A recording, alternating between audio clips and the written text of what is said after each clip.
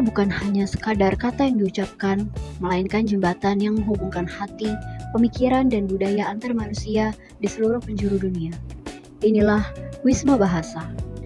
Wisma Bahasa telah tumbuh menjadi salah satu lembaga bahasa yang terkemuka yang memberikan pelayanan pembelajaran bahasa dan budaya Indonesia bagi pembelajar dari seluruh negara di dunia.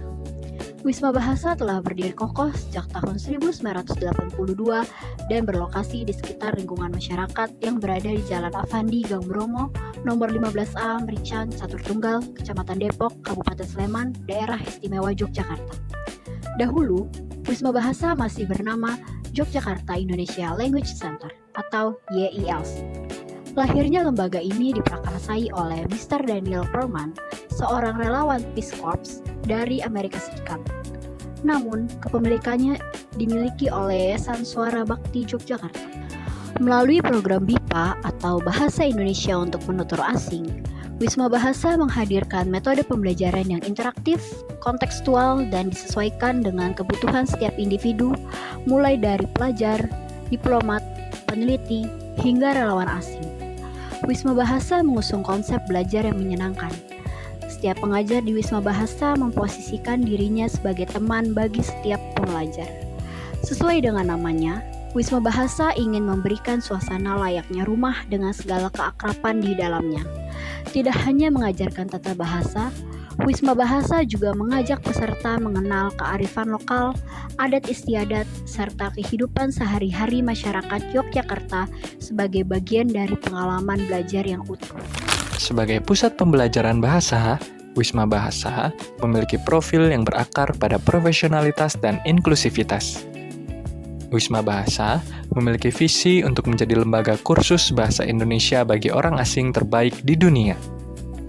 Wisma Bahasa juga mengemban misi untuk memberikan pelatihan bahasa Indonesia bagi orang asing dengan standar nasional dan internasional, membantu meningkatkan pemerataan kesejahteraan bagi masyarakat, dan membangun sebuah keluarga dari seluruh penjuru dunia melalui interaksi multikultural. Wisma Bahasa dipimpin langsung oleh seorang direktur yang bertanggung jawab memimpin pengambilan keputusan.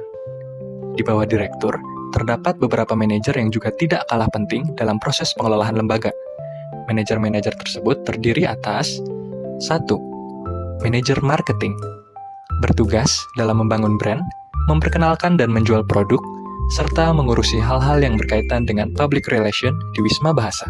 Tugas tersebut berkaitan dengan bagaimana Wisma Bahasa menarik calon-calon pembelajar asing yang ingin mempelajari bahasa dan budaya Indonesia. 2. Manajer keuangan, bertugas dalam mengelola keuangan yang didapatkan maupun yang dikeluarkan Wisma Bahasa dalam pelaksanaan setiap programnya. 3.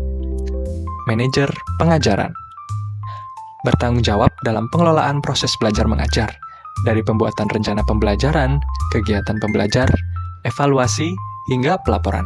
Manajer pengajar juga bertanggung jawab terhadap bagian koordinator guru dan guru, serta koordinator research and development. 4. Manajer sumber daya manusia, bertanggung jawab terhadap setiap sumber daya manusia yang ada di Wisma Bahasa, baik itu guru atau pengajar, maupun staf. Struktur organisasi Wisma Bahasa lebih sederhana daripada struktur organisasi pada umumnya. Tingkatan tertinggi ada pada Yayasan Suara Bakti Yogyakarta, yang kemudian diikuti oleh direktur dan para manajer, guru, dan staf.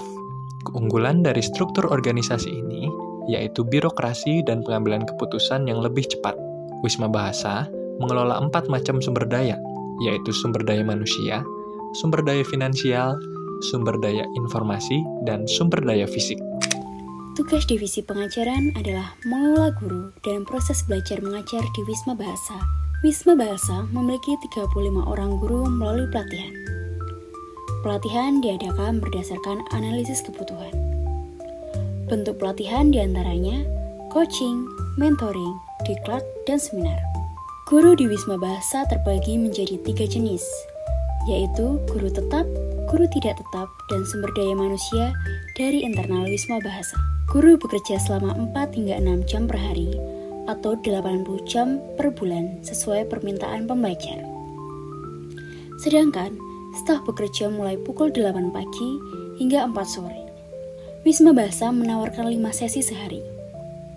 Namun, batas maksimal pembelajar 4 sesi per hari.